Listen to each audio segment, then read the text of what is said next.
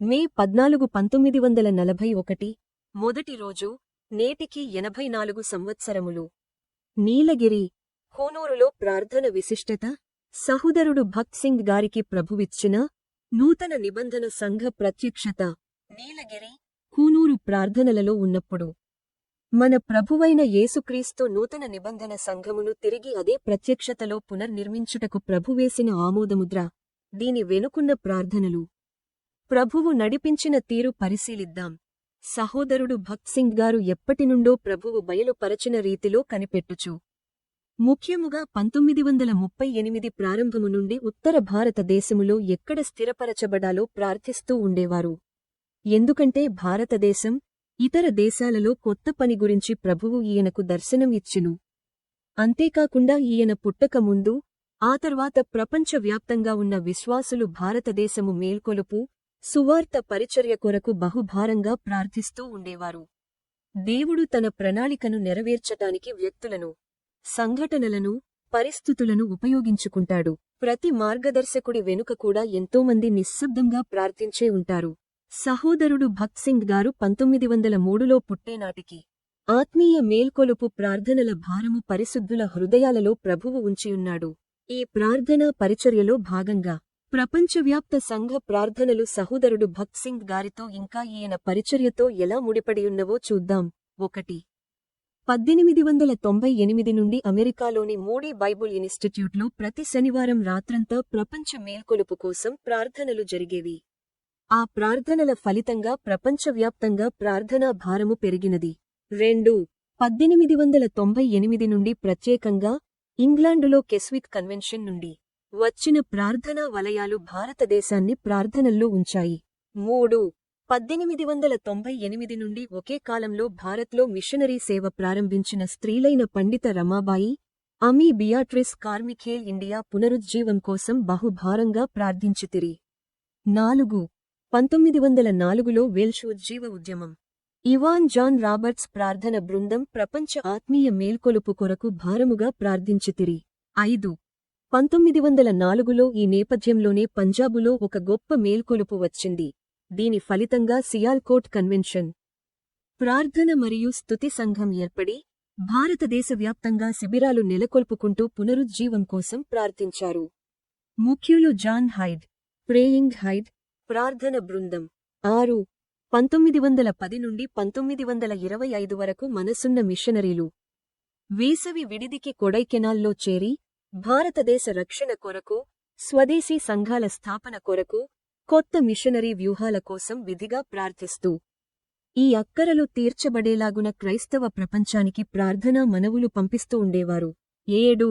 1930 నుండి లండన్లో ఉన్న హానర్ ఓక్ క్రిస్టియన్ ఫెలోషిప్ సంఘము ఇండియాలో సువార్త అవసరతను ప్రత్యక్షంగా గుర్తించే బలమైన సువార్తికుడు లేపబడవలెనని భారముగా ప్రార్థించేవారు. వీరిలో ముఖ్యులు Theodore Austin Sparks, George Patterson, Lady Daisy Ogle, Miss Sinclair మొదలగువారు. ఇక్కడ నుండే యువకులైన brother Fred Flack, brother Raymonds Golsworthy మిషనరీలుగా 1937లో ఇండియాకు పంపించబడిరి. 8. 1926 నుండి 1929 brother Bakht Singh mechanical engineering విద్య కోసం లండన్లో ఉన్నప్పుడు అక్కడ ఉన్న క్రైస్తవులు మిస్ కెంప్ చేసిన ప్రార్థనలు. బి. 1928లో కెనడాకు వెళ్లే సముద్ర మార్గములో ఆంగ్లికన్ చర్చిలో జరిగిన దేవుని వాక్య బోధచే ఈయన పొందిన సంధింపు. సి.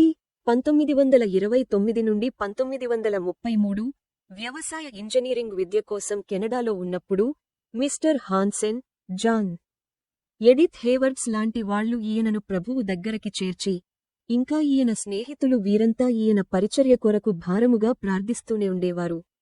9. ఇంకా ప్రపంచవ్యాప్తంగా భారమున్న అనేక విశ్వాసులు, సువార్తికులు, మిషనరీలు మొదలగువారు ఎడతెగక చేసిన ప్రార్థనలు. 10. 1933 నుండి యువ మిషనరీగా భారత్కు వచ్చిన విల్ఫ్ డర్హమ్, బ్రదర్ భక్త్ సింగ్ గారికి ఆత్మీయ ప్రార్థన సహచరుడు. 1944లో వీరే జెహోవాషమ్మాలో పెద్దలను ఏర్పరచితిరి. ఈ విల్ఫ్ డర్హమ్ బొంబాయిలో GLS వ్యవస్థాపకుడు. అలాగే సహోదరుడు 1933 నుండి తన ప్రార్థనా సహచరులతో వారాల కొద్దీ ఉపవాస ప్రార్థనలు చేస్తుండేవారు. 11. సహోదరుడు భగత్ సింగ్ గారు ప్రాముఖ్యముగా 1938 ప్రారంభము నుండి 1941 వరకు దేశములో అనేక చోట్ల ప్రేయింగ్ హైడ్ మాదిరి శిబిరములు ఏర్పరుస్తూ భవిష్యత్తు పరిచర్య కొరకు ఉజ్జీవము కొరకు ప్రార్థనలు చేయిస్తూ ఉండేవారు. ఇందులో భాగంగానే మద్రాసును మొదటిసారి సందర్శించి 1938 ఆగస్టులో 3 వారములు ప్రార్థనలో నడిపించితిరి. 1941 సంవత్సరము 14 మే నుండి నీలగిరి కూనూర్లో సంఘ ప్రత్యక్షత కొరకు ప్రత్యేక ప్రార్థనా సమావేశం ఫలితంగా ఏక మనస్సు ఏకాత్మతో విస్తారముగా దేవుని నడిపింపుతో నూతన నిబంధన సంఘ నియమావళి ప్రకారము 1941 జూన్ 22న నూతన నిబంధన సంఘమును మద్రాసులో ప్రభువే సహోదరుడు భగత్ సింగ్ గారి ద్వారా తిరిగి స్థాపించెను. భారతదేశ ఉజ్జీవం. సహోదరుడు భగత్ సింగ్ గారి పాత్ర ఇంతమంది పరిశుద్ధుల ప్రార్థనల ఫలితంగా మరియు భారతదేశంలోయున్న సహోదరుడు భగత్ సింగ్ గారు జగత్తు పునాది వేయబడక మునుపే దేవుని ఏర్పాటులో ఉన్న కారణాన క్రీస్తు శరీరమునకు సేవ చేయుటకు ఈయనను ప్రభువే ఎన్నుకొనెను. 1936 నుండి బ్రిటిష్ ఇండియా, మార్టిన్ పూర్తో మొదలైన ఉజ్జీవము దేశమంతా వ్యాపించినది. ఇలాంటి బలమైన ఉజ్జీవము భారతదేశములో అంతకుముందు ఎన్నడైనను తరువాత గాని రాలేదు. ఈయనను దేశములో ఉన్న అన్ని రకాల డినామినేషన్ నాయకులు, పాస్టర్లు ఆహ్వానించుచు, సాదరంగా స్వాగతించుచు మొత్తం సభలకు కావాల్సిన ఏర్పాటులన్నీ వాళ్లే చూసుకునేవారు. ఎందుకనగా ఈయన గొప్ప ఉజ్జీవకారుడుగా 10 సంవత్సరాలు పాటు దేశీయ క్రైస్తవ్యము ఎంతో బలపడినది. భారతదేశ క్రైస్తవ చరిత్రలో తొలిసారి గమనించిన గొప్ప పరిణామం ఇది. సిస్టర్ లేడీ డైసీ ఒగిల్ను ప్రభువు ఏ విధముగా వాడుకొనెను. సహోదరుడు భగత్ సింగ్ గారు పరిచర్య ప్రారంభానికి, తరువాత అనుదిన సేవా నడిపింపుకు అత్యంత ముఖ్యమైన వనరు ఈయన నిత్య ప్రార్థనా జీవితము. ఈయన రక్షించబడిన దినము నుండి ప్రార్థనా ద్వారానే ప్రభువుతో అనుసంధానమేర్పరచుకొని, నిత్యము ప్రభువుతో మాటలాడుచు, ఎటువంటి పనైనను ఆయన చిత్తములో చేయుచుండెను. అలాగే 1941 మార్చిలో బాగా అలసిపోయి ప్రార్థిస్తున్నప్పుడు దేవుడు 1 రాజులు 17:9 వచనం ద్వారా మాట్లాడుతూ, నేను అక్కడ ఒక విధవను నీకు ఆహారం పెట్టమని ఆజ్ఞ ఇచ్చాను అని చెప్పిన కొన్ని రోజులకే లేడీ డైసీ ఒగిల్ అనే మహిళ నుండి లేఖ వచ్చింది. ఈమె ఇంగ్లాండుకు చెందిన ఉన్నతమైన వంశస్థురాలు, ఇంకా బైబిలులో ఉన్న ఫిలేమోనును పోలి దాతృత్వముతో నిండియుండెను. అప్పట్లో లేడీ ఓగుల్ మిషనరీ గెస్ట్ హౌస్ బాధ్యతలు తానే నిర్వహిస్తూ ఉండేవారు. కూనూరులో ఉన్న తన సిల్వర్ డేల్కి విశ్రాంతికి రావాలని దైవదాసుణ్ణి ఆహ్వానించగా 1941 మే 14న మద్రాసు మీదుగా కూనూరుకు వెళ్ళితిరి. ఈమె నివాసమైన సిల్వర్ డేల్ పెద్ద బంగాళ నీలగిరిలో అందమైన పర్వత ప్రాంతంలో ఉన్నది. అక్కడకు ఈయన చేరుకోగానే సాదరంగా ఆహ్వానించి, తన సేవకులను కాదని, ఆమె స్వయంగా సహోదరునికి వడ్డించి సేవ చేసితిరి. లేడీ ఒగిల్ 1926లో ఆస్టిన్ స్పార్క్స్ గారు స్థాపించిన హానర్ ఓక్ క్రిస్టియన్ ఫెలోషిప్ సంఘ ప్రారంభ విశ్వాసి. ఈమె 1930 నుండి భారతదేశ సేవ కొరకు ఎంచుకున్న పాత్రను లేవనెత్తాలని ఇంకా చర్చికి దేవుని మహిమను తిరిగి తీసుకురావాలని భారంగా ప్రార్థిస్తుండగా, ఆ పని కొరకు ప్రభువుచే ఏర్పరచబడిన ప్రత్యేక పాత్ర సహోదరుడు భగత్ సింగ్ అని గ్రహించిరి.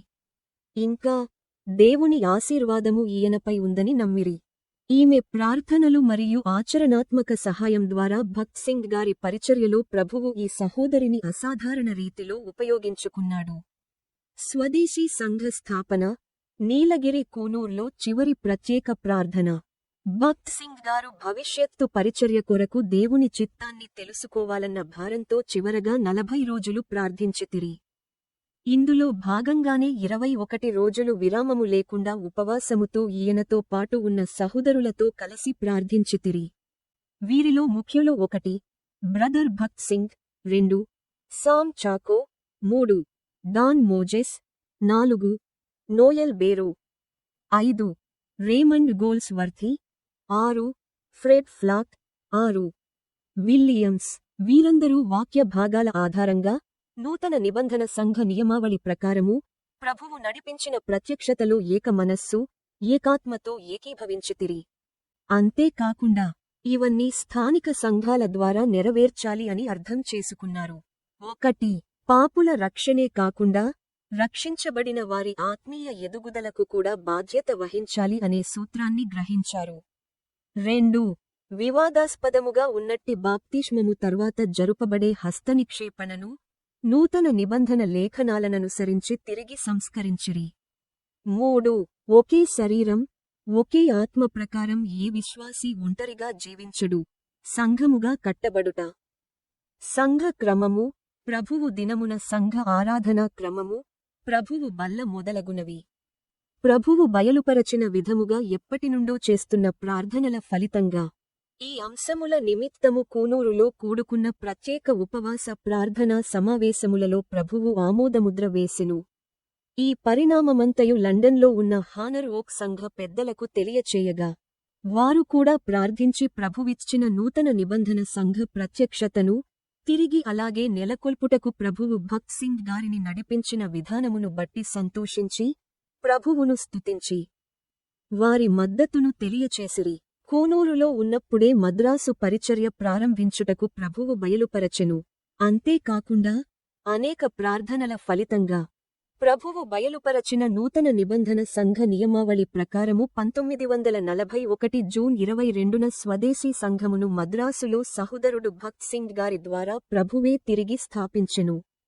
దైవదాసుడు భక్త్ సింగ్ గారు దేవుని చిత్తములో ఎలా జీవించితిరో, ప్రభువిచ్చిన సంఘ ప్రత్యక్షతలు, ఈయన నిర్వచించిన సంపూర్ణమైన పరిచర్య, ఈ పరిచర్య ఎలా విస్తరించబడిందో, దీని ద్వారా దేవుడు ఏ విధంగా మహిమ పర్చబడ్డాడో, ఈయనను అనేక ఆత్మీయ అంతస్తులు గలవాడుగా ఏ విధముగా హెచ్చించెను, ఈ అంతస్తులు ఎంత ఎత్తు గలవో సమస్తమును సమయము సందర్భము ప్రకారంగా ప్రభువు నడిపించిన కొలది తెలిసికొనగలము. ప్రభువు నామమున వందనములు. John Michael, Rajahmundry.